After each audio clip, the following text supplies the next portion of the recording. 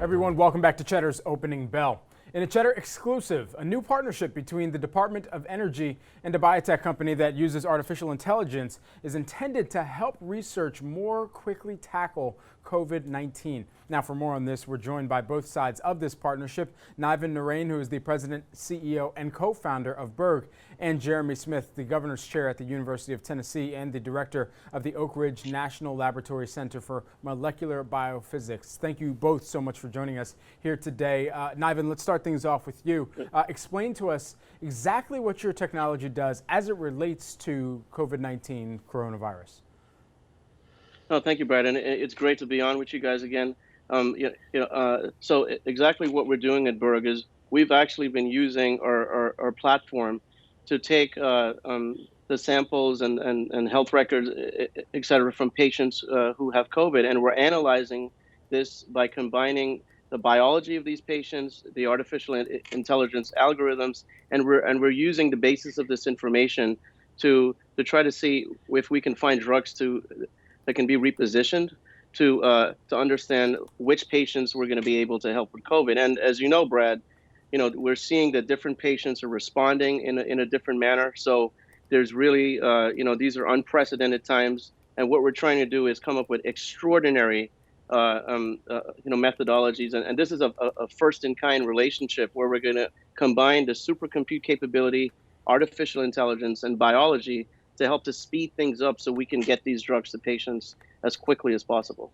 Jeremy, have you felt supported by the federal government in the research that's been done to this point?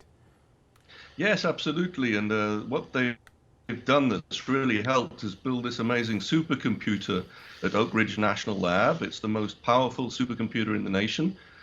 And it gives us speed. It allows us to calculate which chemicals might be most effective against COVID. And in fact, as we speak, we are trying to break a world record right now. We have a job running on the supercomputer to dock, that's to say to calculate whether any of 1.2 billion compounds is likely to work against one of the COVID drug targets.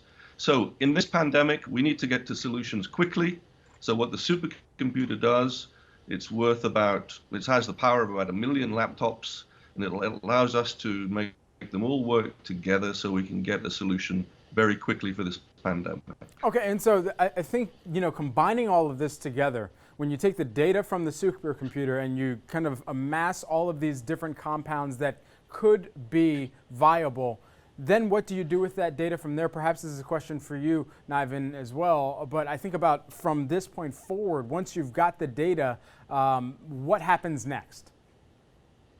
So when we build the models at BERG and we're handing over that data with the biological data and the processing times, what we're identifying is a drug target that may be able, an area in the biology where drugs can be correlated to, so we can understand if a drug target is going to lead to a positive response on a patient.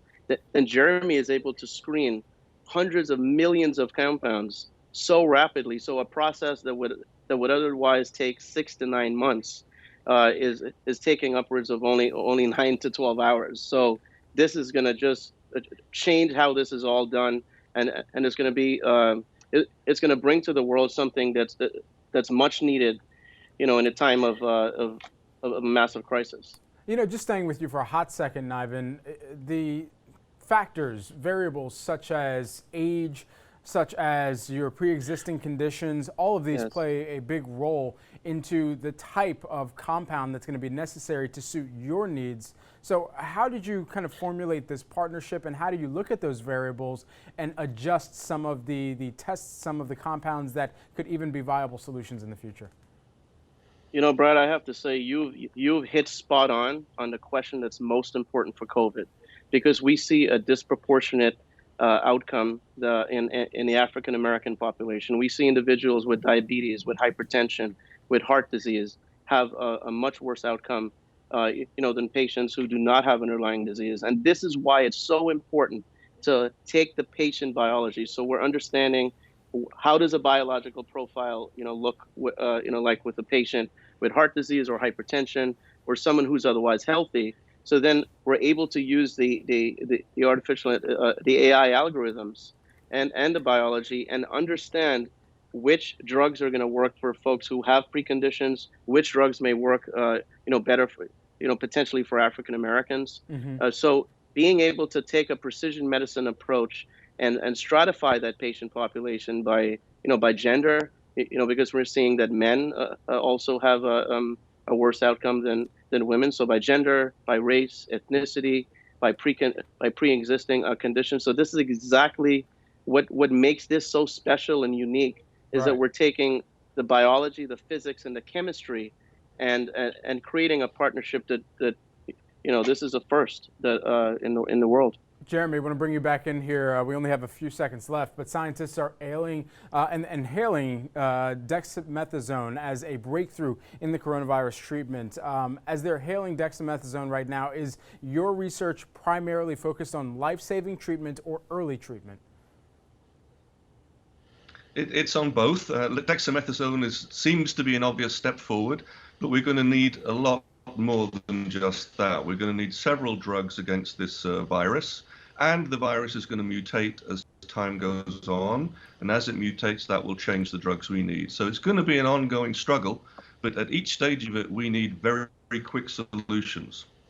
All right. Thank you both so much for joining us here today. Niven Narain, who's the president, CEO, and co-founder of BERG, and Jeremy Smith, the governor's chair at the University of Tennessee and the director of the Oak Ridge National Laboratory Center for Molecular Biophysics.